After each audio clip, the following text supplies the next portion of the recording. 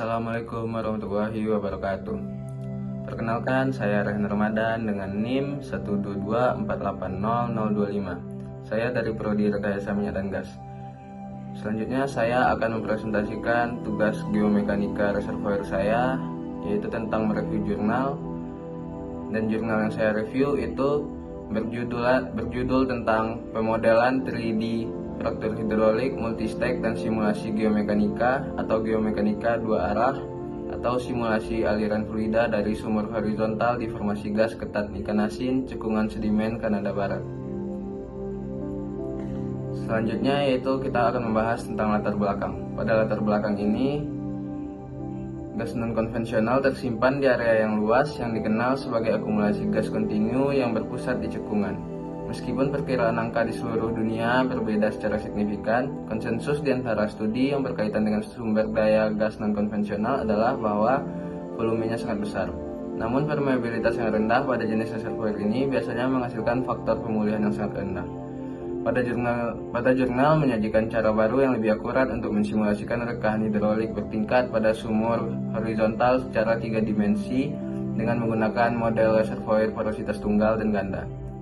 Hasil perhitungan yang dilakukan dalam penelitian ini menunjukkan bahwa penggabungan efek geomekanik memberikan representasi yang lebih realistis terhadap orientasi dan geometri rekahan hidrolik.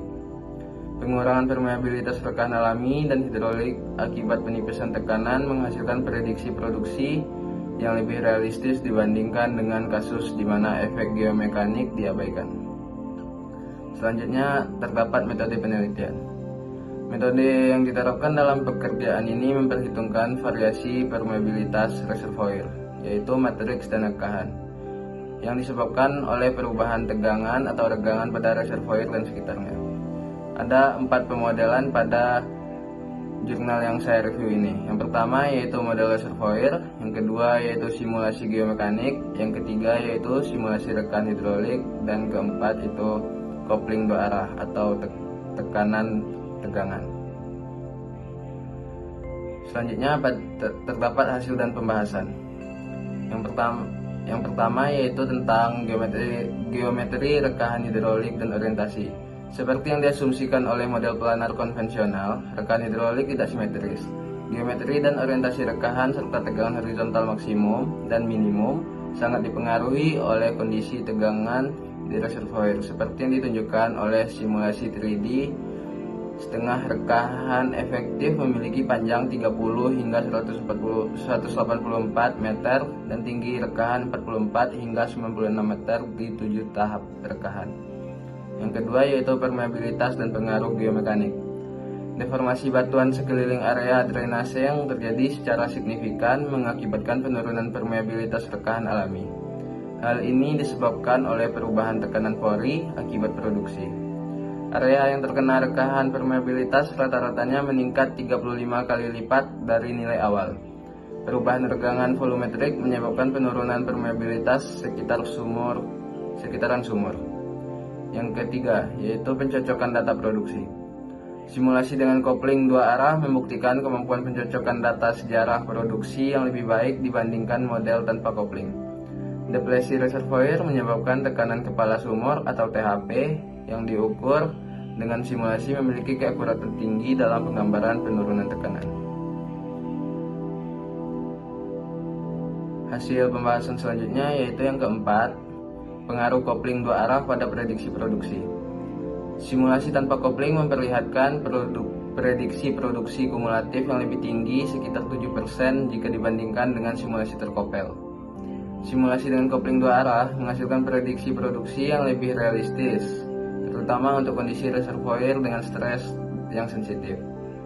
Yang kelima yaitu evaluasi perubahan orientasi akibat perubahan kondisi tegangan dibuktikan oleh rekahan hidrolik yang dimodelkan dalam bentuk 3D.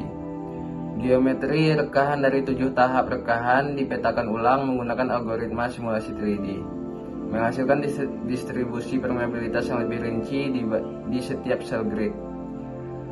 Yang keenam yaitu simulasi hidrolik bertingkat. Simulasi rekahan hidrolik memperlihatkan distribusi tekanan dan tegangan yang dapat mempengaruhi karakteristik rekahan, termasuk panjang, lebar, serta konduktivitas. Rekahan tergolong berhasil jika mengalami peningkatan konduktivitas sampai 85 mD dengan tahapan tertentu dan tergolong gagal ketika konduktivitas yang jauh lebih rendah. Selanjutnya yaitu yang ketujuh, prediksi gas dan profil produksi.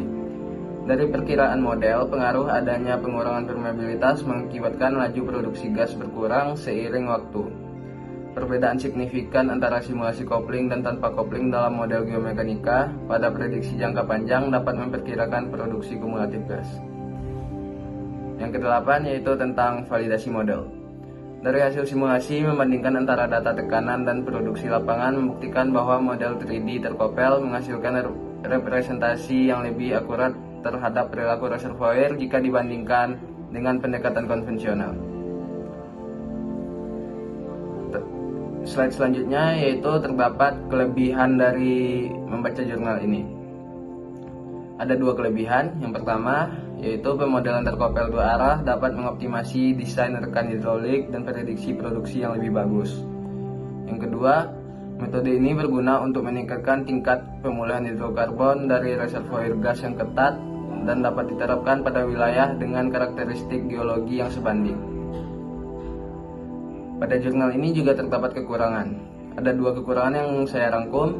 Yang pertama yaitu hasil simulasi hanya divalidasi sebagian dengan data sejarah produksi lapangan seperti laju produksi gas dan tekanan kepala sumur. Yang kedua yaitu studi ini sangat bergantung pada data simulasi yang dihasilkan oleh model geomekanik dan reservoir. Lalu slide ini saya dapat menyimpulkan pada reservoir gas yang ketat seperti yang ada di grup Niken Asin yang dipertimbangkan dalam studi ini, penggunaan pemodelan gabungan sangat penting. Jika tidak dilakukan, hal ini dapat menyebabkan perkiraan yang sepenuhnya salah. Terima kasih. Segitu presentasi dari saya.